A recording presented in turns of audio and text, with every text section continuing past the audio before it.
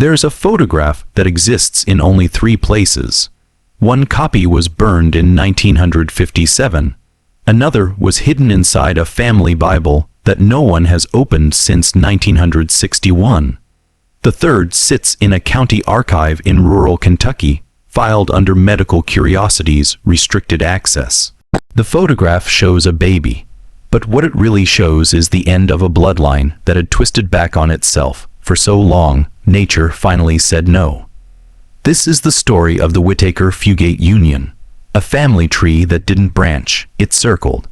And after 5 generations of keeping it home, the family, their final child was born so profoundly deformed that the attending physician walked out of the room and never practiced medicine again.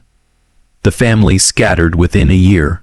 They changed their names, moved to different states, and made a pact that has held for over 60 years. Never speak of what they did, never speak of what they created, but someone always talks, someone always remembers, and I found them. Hello everyone.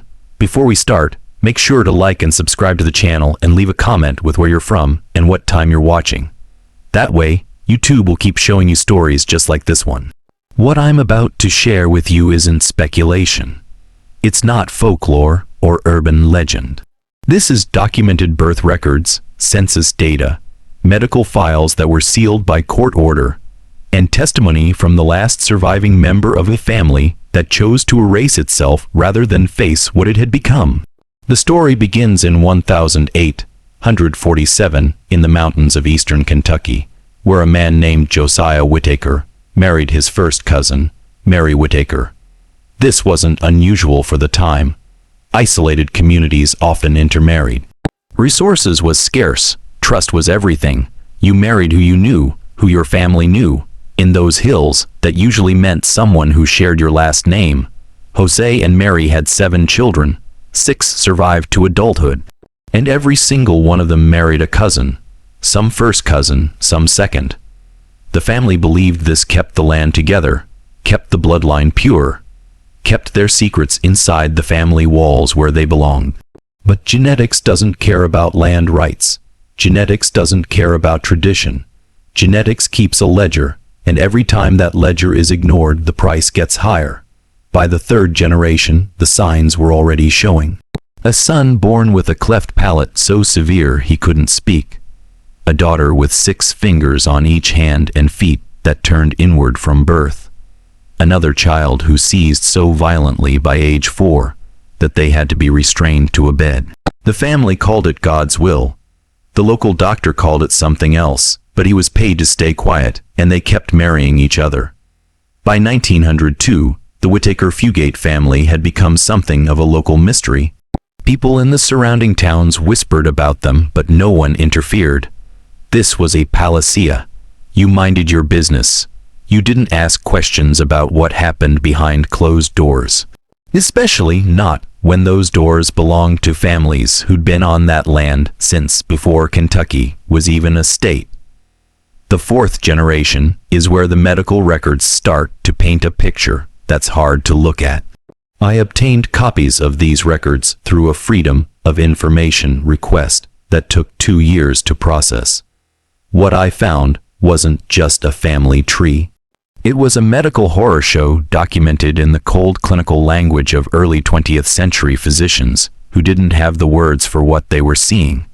In 1908, a child was born to second cousins William Whitaker and Elizabeth Fugate.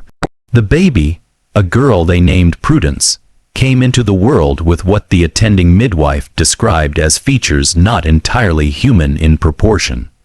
Her skull was elongated. Her eyes were set so far apart that she appeared to have peripheral vision where her frontal vision should have been. Her jaw protruded forward in a way that made it impossible for her to close her mouth. She lived for 6 weeks, unable to nurse, unable to cry properly. The sounds she made, according to the midwife's journal, were all natural and disturbing to all who heard them. They buried her in an unmarked grave on the family property. No church service, no public record, just a small stone that said Baby Girl 1908. But here's what makes this even darker. That same year, William's brother, Thomas, married Elizabeth's sister, Margaret, also second cousins, also continuing the pattern. They had 4 children together. 3 of them showed signs of severe developmental disabilities. One never learned to walk. Another never spoke a coherent word in his entire 32 years of life. The family kept them hidden, fed them, cared for them in their own way. But those children never left the property, never went to school, never appeared in a single photograph that exists in any public record. The family had built what essentially amounted to a private institution on their land, a place where the damaged offspring of their unions could be kept away from public view. Neighbors reported hearing screaming from the property at night. Strange, wordless screaming that echoed through the hollers. When asked about it, the family said it was wild cats, mountain lions, animals in the woods. But there were no mountain lions in that part of Kentucky in 1910. By the 1920s, the family's gene pool had become so shallow it was practically a puddle. And yet, they continued. The elders of the family, the ones who still had their faculties, who could still function in society, enforced the tradition with religious fervor. They believed, genuinely believed, that mixing with outsiders would dilute something sacred, something that needed to be preserved. They saw the deformities, the disabilities, the early deaths not as consequences, but as tests, trials from God to prove their faith. There's a letter that survived from this period, written by a family matriarch named Constance Whitaker in 1923.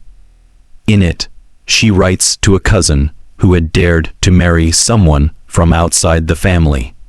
The letter is kept in a historical society archive, and I'll read you a portion of it now.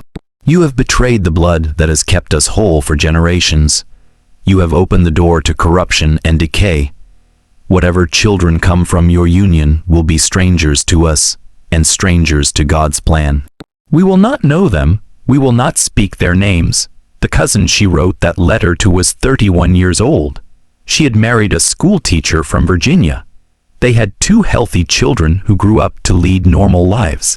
But the family disowned her completely, erased her from the family Bible, burned every photograph that showed her face. Meanwhile, back on the family land, the marriages between cousins continued, and the children that came from those unions became increasingly difficult to hide. The 1930s brought the Great Depression to Appalachia, and with it, even greater isolation for the Whitaker-Fugate family.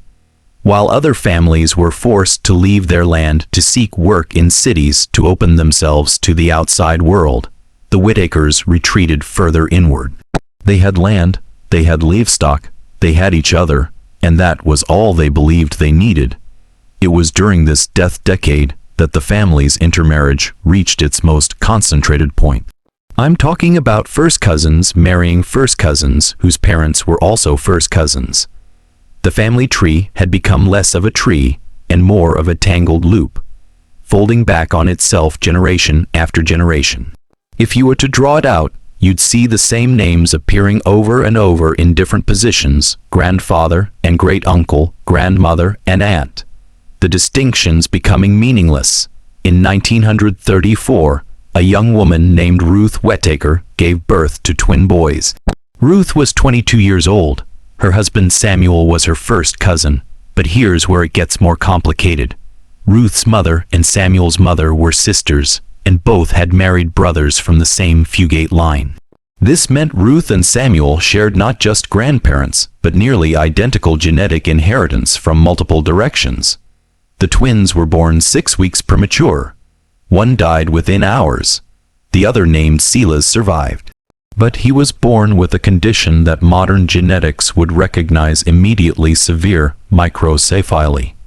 His head was roughly 2/3 the size it should have been. His brain never developed properly. He had seizures from infancy that grew worse as he aged. By the time he was 10 years old, he had the cognitive function of a 6-month-old infant. The family still has him listed in the 1940 census. Age 6, occupation none, relationship to head of household son. But there's a note in the enumerator's personal journal, which I found in a county historical collection. The census taker wrote, visited wet home, child present but non-responsive, family refuses medical inquiry, advised not to return. That census taker's instinct was right, because by 1940, there were at least 7 children on that property who would never be seen by an outside doctor, never attend school, never have their conditions properly diagnosed or treated. The family had become experts at home care for the severely disabled. They built special furniture, created feeding systems, developed routines that kept these children alive, sometimes into their 20s or 30s, despite conditions that would have killed them in infancy without constant care. But they were prisoners. These children lived their entire lives within a few hundred yards of where they were born. They knew only their family members. They never learned what the outside world looked like. Some of them never even learned their own names, and the family kept marrying each other. In 1943, a wedding took place that would set in motion the final chapter of this story. A young man named Caleb Whitaker, age 19, married his 16-year-old cousin, Anna Fugate Whitaker. Caleb was the grandson of 2 separate cousin marriages. Anna was the great-granddaughter of the original Josiah and Mary Whitaker union from 1847. When you calculated their actual genetic relationship, they shared approximately the same amount of DNA as half-siblings. They knew the risks. By this point, everyone in the family knew the risks. They had seen the deformed babies. They had buried the ones who didn't survive. They had lived alongside the ones who did. But the family elders gave their blessing. The marriage was seen as keeping the bloodline pure, keeping the land consolidated, keeping the family secrets buried where they belonged. Caleb and Anna tried for years to have children. She miscarried 3 times before finally in 1951, she carried a pregnancy to term. The baby, a girl they named Iris, was born with a cleft palate and clubbed feet, but she survived. She lived, and that felt like a victory. So they tried again. In 1956, Anna became pregnant for the 5th time. She was 30 years old by then. Caleb was 33. They had 1 surviving child and they wanted a son. What came in January of 1957 was something else entirely. January 14, 1957. The temperature in eastern Kentucky that night was 11 degrees below zero. Snow had closed the mountain roads for 3 days straight. Anna Whitaker went into labor 2 weeks early, and there was no way to get her to a hospital. The family called for Dr. Raymond Hutchkins, the only physician within 20 miles, who would still come to the Whitaker property. He delivered babies for the family before. He knew what he might be walking into, but nothing could have prepared him for what he saw that night. Dr. Hutchkins kept a private journal separate from his official medical records. That journal was donated to a medical college archive after his death in 1989. It took me 8 months to gain access to it. What he wrote about the night of January 14, 1957, is some of the most disturbing medical documentation I've ever read. And he was a man who'd served as a field surgeon in World War II. He'd seen catastrophic injuries. He'd seen death in every form. But what he witnessed in that farmhouse broke something in him. I'm going to read you portions of his entry exactly as he wrote it. Arrived at the Whitaker home at approximately 19:45 p.m. Labor had been progressing for 6 hours. Mother was exhausted but stable. Fetal heartbeat present but irregular. I suspected complications but could not have anticipated the severity. At 11:17 p.m., the child was delivered. Male, full-term weight approximately 7 lb, but the morphology, God help me, I don't have adequate medical terminology for what I'm seeing. He goes on to describe the infant in clinical detail, and I'm going to share some of this, but I want to warn you, this is difficult to hear. This is a real child, a real human being who came into this world because of decisions made by generations before him. The baby's skull had not properly fused. Portions of the brain were visible through gaps in the bone. His eyes were present but malformed, one significantly larger than the other. both positioned at unusual angles. The nose was nearly absent, just two small openings in the center of the face. The mouth was elongated, stretching almost to where the ears should have been, but the ears themselves were barely developed, just small flaps of tissue. His spine curved at multiple severe angles. His rib cage was malformed, compressing his internal organs. His arms were different lengths, one ending in a hand with 3 fingers fused together, the other with 7 distinct digits. His legs were twisted inward, the feet facing each other, but he was alive, his heart was beating. His lungs were pulling in air. He made sounds, thin, high-pitched sounds that Dr. Hutchkins described as between a mew and a whistle.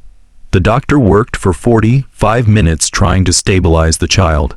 He cleared the airways, he tied off the umbilical cord, he did everything his training told him to do, and then he looked at the family gathered in that room. Caleb, pale and silent in the corner, Anna, hemorrhaging, and Sim, unconscious on the bed, the grandparents and aunts and uncles crowding the doorway. He asked the question that every person in that room already knew the answer to. "Do you want me to call for an ambulance? Try to get him to a hospital." The room was silent for a long moment. Then Caleb's father, a man named Jeremiah, who was 68 years old, spoke. "No, we'll care for him here as we always have. Dr. Hutchkins writes, I should have insisted. I should have refused to leave. But I looked at that child and I looked at the family, and I understood in that moment that this baby was not an anomaly to them. He was the culmination, the final result of a logic they had followed for over 100 years. And I did not have the strength to fight against that history." He cleaned his instruments. He made sure Anna was stable. He gave instructions for the baby's care, knowing even as he spoke that the child would not survive more than a few days, possibly a few hours.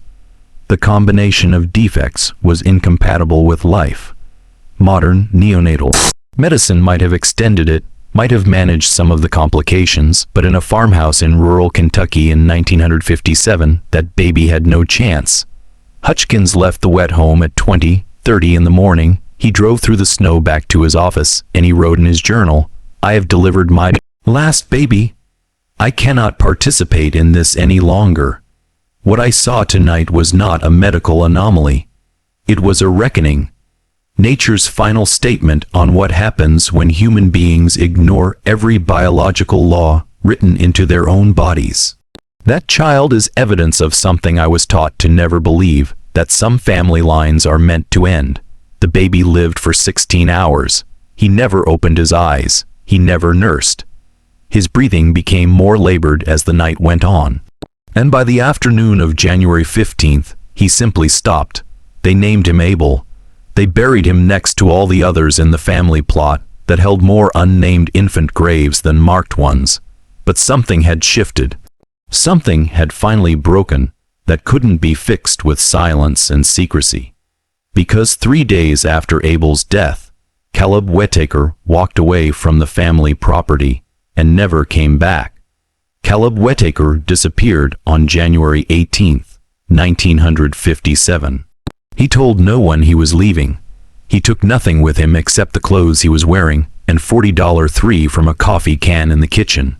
He walked 12 miles through the snow to the nearest bus station and bought a ticket to Lexington. From there, the trail goes cold for almost 2 years. What we know is this: he changed his name, he found work in a factory, he told people he was from Ohio, that he had no family, that his wife and child had died in a car accident.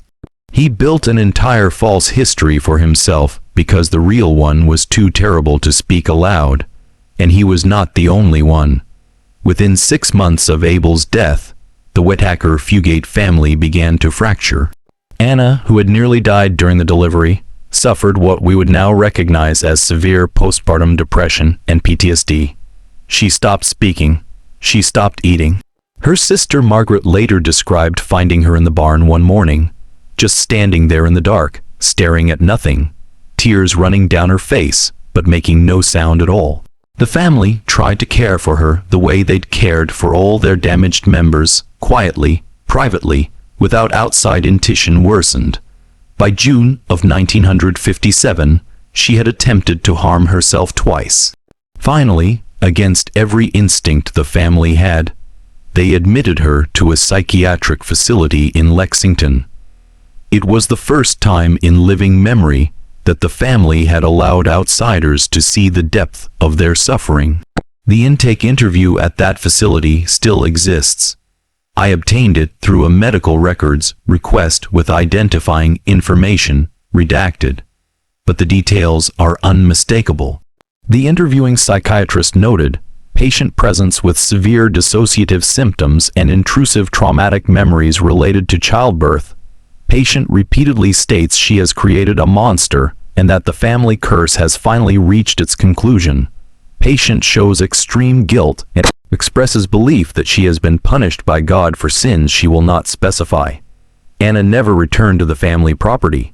She spent 3 years in that facility, and when she was finally released, she moved to Tennessee, changed her name to Anna Morrison, and worked as a seamstress until her death in 1993. She never remarried. She never had contact with the Whitaker family again, and she never spoke about what happened in January of 1957. But the family's unraveling had only begun. In the fall of 1957, Caleb's sister, Rebecca, made a decision that would have been unthinkable a year earlier. She started attending a church in the nearby town, not the family's private services, but a public church with people from outside the holler. She met a man there named David Perkins. He was a mechanic. He had no connection to the Whitaker or Fugate lines. He was in every sense of the word an outsider. They married in March of 1958. The family did not attend the wedding. Rebecca's mother told her the same thing that had been told to every family member who dared to marry out. You are dead to us. Your children will be strangers. We will not know your name. But this time, Rebecca didn't care. She had seen Abel. She had been in that room the night he was born, and she had made a decision that the curse, because that's what they all called it now, the curse would end with her. Rebecca and David had 4 children, all healthy, all normal. She lived to be 82 years old, and before she died in 2001, she gave an interview to a genealogist who was researching Appalachian family structures. That interview is housed in an oral history collection at Eastern Kentucky University. In it, she says something that still haunts me. We all knew what we were doing was wrong. We'd known for generations, but knowing something and having the courage to stop it are 2 different things. It took that baby Abel. It took seeing what we'd created to finally give some of us the strength to walk away. My brother Caleb, he never recovered. Last I heard, he died alone in Ohio in 1979. Never told anyone who he really was. Never let anyone get close enough to ask. The family destroyed him just as much as it destroyed all those babies we buried. By 1960, the family compound that had stood for over a century was nearly empty. The elders, the ones who had enforced the tradition most strictly, were dying off. The middle generation was scattered. Some had left. Some had married out. Some had simply stopped having children, knowing what the odds were. If you're still watching, you're already braver than most. Tell us in the comments, what would you have done if this was your bloodline? Would you have had the courage to walk away? Or would the weight of tradition have kept you there? The property itself became a ghost of what it had been. The main house still stood, but most of the outbuildings fell into disrepair. The family cemetery with its dozens of unmarked infant graves became overgrown. By 1965, only 3 family members still lived on the original land. 2 elderly sisters, both unmarried, both childless, and one of the adult children from the earlier generations. A man named Jesse, who had severe developmental disabilities and had never been capable of living independently. The sisters cared for Jesse until their deaths in the early 1970s. After that, Jesse was placed in a state facility where he lived until 1988. He never spoke about his family. He may not have been capable of speaking about them, but the staff at the facility noted that he became extremely agitated whenever anyone asked about his childhood, about where he came from, about who his parents were. The remaining Whitaker-Fugate descendants made an unspoken pact. They would not acknowledge each other. They would not attend family reunions. They would not trace the genealogy. They would let the whole dark history disappear into the past where it belonged. and for almost 50 years that pact held until I started asking questions. I first heard about the Whitaker-Fugate family. In 2019, I was researching genetic isolation in Appalachian communities for a documentary project that never got funded, and I came across a reference in a 1962 medical journal. The article was about genetic counseling in rural communities, and there was a single paragraph, almost a footnote, that mentioned or family in eastern Kentucky with documented multi-generational consanguineous marriages resulting in severe congenital abnormalities.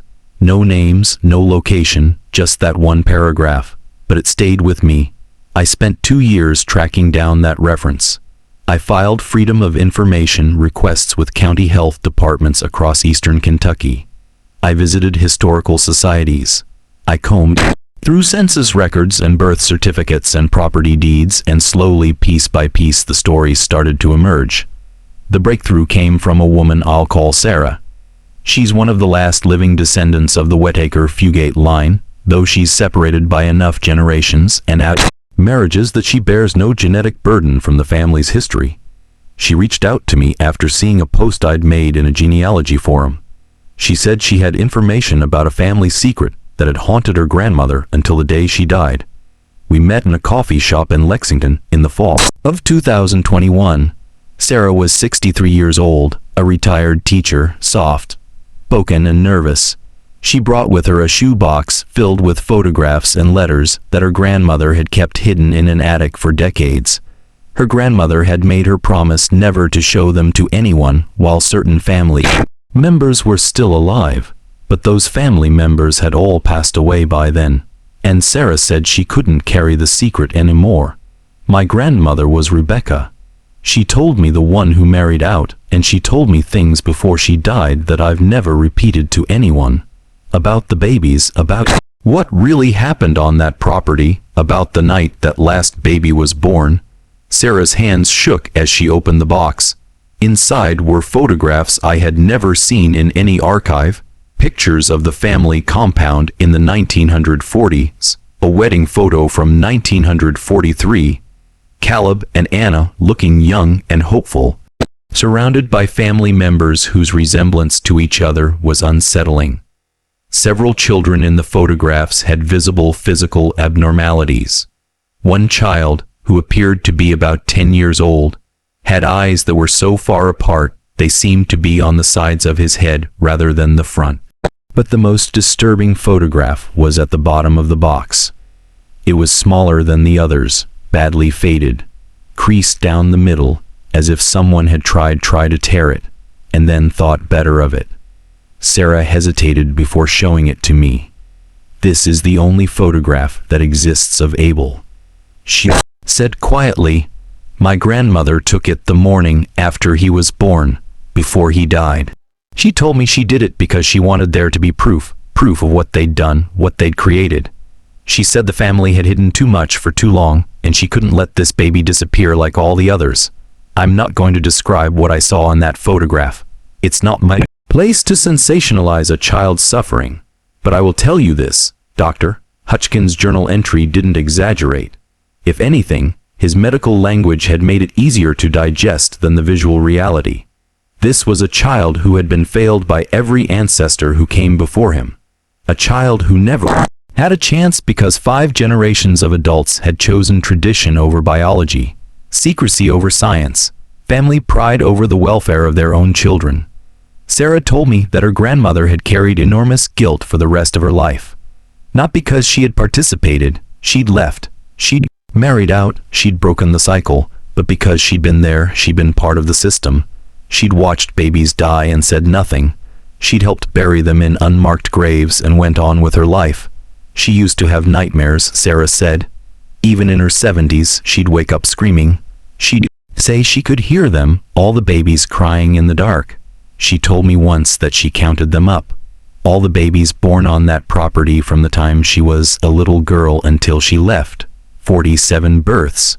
22 of those babies died before their first birthday. Of the ones who survived, at least 15 had severe disabilities. She said the family treated it like it was normal, like that was just the price of keeping the bloodline pure. Sarah gave me permission to make copies of the documents and photographs with the understanding that certain images would never be published. We talked for 4 hours. That day, she told me about the scattered descendants, the ones who changed their names and moved away and built new lives. She told me about the code of silence that still existed among those who knew the truth. There are cousins of mine who know about this, she said, but they'll never talk to you. They've spent their whole lives running from it. Some of them have children and grandchildren who don't even know they're part of the white line. They've erased it completely, and I understand why. Who wants to carry that history? Before we parted ways, I asked Sarah why she was willing to break the silence now. Why risk opening up old wounds, inviting judgment on her family name, exposing secrets that had been buried for over 60 years? She looked at me for a long moment, and then she said something I'll never forget because they were real. Those babies were real. Abel was real. And pretending they never existed, pretending that family didn't make a choice every single time they married a cousin, every single time they kept a deformed child hidden instead of getting help, pretending that didn't happen doesn't honor those children. It just lets us forget, and I think forgetting is worse than knowing. I spent the next year verifying everything Sarah had told me. I tracked down medical records, death certificates, property transfers. I found 3 other descendants who were willing to speak to me off the record. Their stories all matched. The details were consistent. This wasn't folklore or exaggeration. This was documented reality, and I found one more thing, something that changed the entire scope of this story. In March of 2023, I received a phone call from a number I didn't recognize. The voice on the other end was elderly, male, hesitant. He said his name was Thomas Whitaker, and he was calling because he'd heard I was asking questions about his family. He said he had information that no one else could give me, because Thomas Whitaker was one of them. One of the children born from the cousin marriages, and he had survived. Thomas was 71 years old when we spoke. He'd been born in 1952 to parents who were second cousins. He was one of the lucky ones, relatively speaking. He had minor physical abnormalities, some learning difficulties as a child, but nothing that prevented him from living an independent life. He'd left the family property when he was 17, lied about his age, and joined the military. He'd spent the next 50 years trying to forget where he came from, but he'd heard about my research through a distant relative, and something in him had broken. He said he was tired of carrying it alone, tired of pretending he didn't have a past. He agreed to meet with me, but only if I promised not to reveal his exact location or current name. The name Thomas Whitaker isn't the one he uses now. That man died a long time ago. We met in a park in a city I won't name. He was tall, thin, with a slight asymmetry to his features. You might not notice if you weren't looking for it. His left eye sat slightly higher than his right. His hands trembled, though he said that was from age, not genetics. He brought with him a folder containing documents he'd kept hidden for decades. Birth certificates, letters, and one item that made my blood run cold. It was a ledger, a handwritten record kept by the family matriarch Constance, the same woman who'd written that damning letter in 1923. This ledger spanned from 1895 to 1957, and it was a genetic accounting, a record of every birth, every marriage, every death within the family. Constance had documented the coefficient of relationship for each marriage, how closely related the parents were. She'd noted which children were born healthy and which were afflicted. As she called it, she tracked the patterns. She knew they all knew. They had the data right in front of them showing that the closer the relationship between parents, the higher the rate of infant mortality and severe birth defects. And they continued anyway. Thomas walked me through the ledger page by page. His finger traced down the columns of names, dates, relationships. My great-great-grandmother kept this record. He said she was trying to prove that the family could survive this, that if they were careful, if they chose the right combinations, they could maintain purity without consequence. But look at this. He pointed to the final entries from 1955 to 1957. Caleb and Anna's marriages, 3 miscarriages, documented, then Iris born with defects but viable, then the final entry dated January 14, 1957. Just 2 words written in shaky handwriting. God's judgment. That was the last thing she ever wrote in this book. Thomas said, "My great-aunt Constance died 3 weeks after Alb was born. Heart attack, they said. But I think she died of shame. I think she finally understood what she'd done, what she'd encouraged, what she'd enforced with threats and exile and religious justification." But Thomas told me that Abel wasn't the last child born from a cousin marriage in the family, but he was the last one that made them stop and look at what they'd become. There was one more pregnancy after that in 1959, but it ended in miscarriage. After that, there were no more cousin marriages. The ones who stayed in Kentucky remained unmarried. The ones who married did so outside the family. The genetic experiment that had lasted 5 generations ended not with a decision, but with a horror so profound it shattered the will to continue. "I've spent my whole life wondering if I should have children," Thomas said. "I got married once in my 30s. My wife wanted kids. I told her I couldn't. I told her there were genetic issues in my family. She thought I meant cancer or heart disease. I never told her the truth. We divorced after 5 years. She found someone else, had 3 beautiful children. I've never remarried. I couldn't risk it. Even though doctors told me the risk was minimal, that I was far enough removed from the concentration of bad genes, I couldn't take that chance. I couldn't be responsible for bringing another Abel into this world." He paused, staring out at the park where children were playing on swings, their laughter carrying on the wind. "That's the real legacy of this family," he said. "Not the deformed babies or the hidden graves. It's the ones of us who survived, who carry the knowledge of what we come from. And we're too terrified to have families of our own. The bloodline didn't end with Arbel. It ended with us, the ones who chose silence and solitude over the risk of repetition." Thomas gave me permission to tell this story, but he made me promise one thing. He wanted people to understand that this wasn't just about ignorance or isolation. The family had information. They had evidence.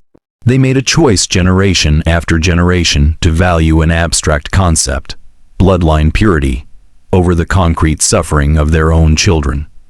People will hear this story and think it's about backward mountain people who didn't know any better, he said. But that's not true. They knew maybe they didn't understand genetics the way we do now, but they knew that cousins marrying cousins led to sick babies. They knew, and they did it anyway. That's not ignorance. That's something else. That's a willful decision to value an idea over human life. Before we parted ways, Thomas showed me one final photograph. It was taken in 1970 at the funeral of one of the family elders. There were maybe 20 people in the photo standing in that overgrown cemetery where so many children were buried. Thomas pointed to himself, a teenage boy standing at the edge of the group, his face turned away from the camera. "That was the last time any of us gathered," he said. "The last time the family was in one place. After that funeral, we scattered.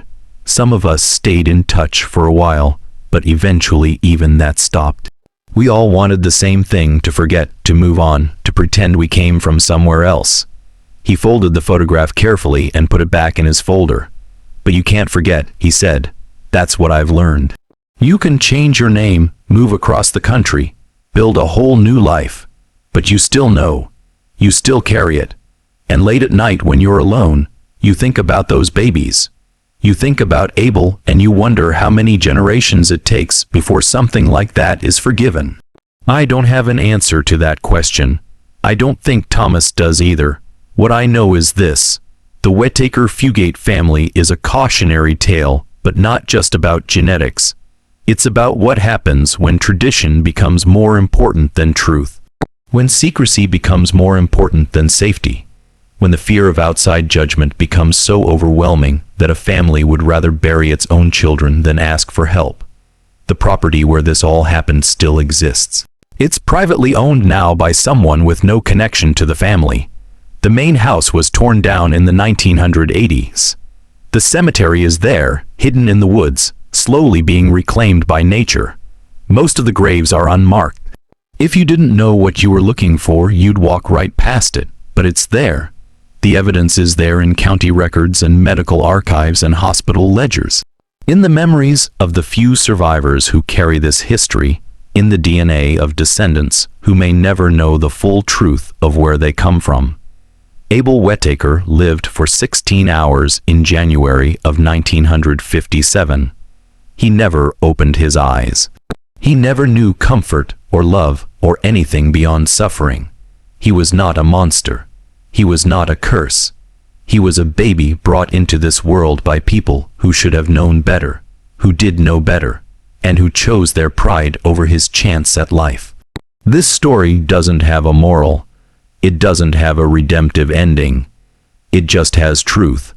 And sometimes truth is the only thing we can offer to the people who were silenced by shame and secrecy. If you made it this far, thank you for bearing witness to this history. Thank you for not looking away. These stories need to be told not to sensationalize suffering, but to ensure it's never repeated, to remind us that behind every family's secret, there are real people who paid the price for someone else's decisions.